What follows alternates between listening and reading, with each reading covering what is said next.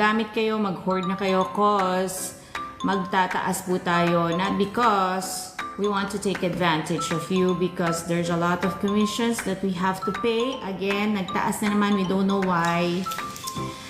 Ay, nako. Sana naging, anak na lang ako ng contractor. Magamit kayo, mag-hoard na kayo cause magtataas po tayo. Not because we want to take advantage of you, because there's a lot of commissions that we have to pay. Again, nagtaas na naman, we don't know why. Ay, nako. Sana naging, anak na lang ako ng contractor.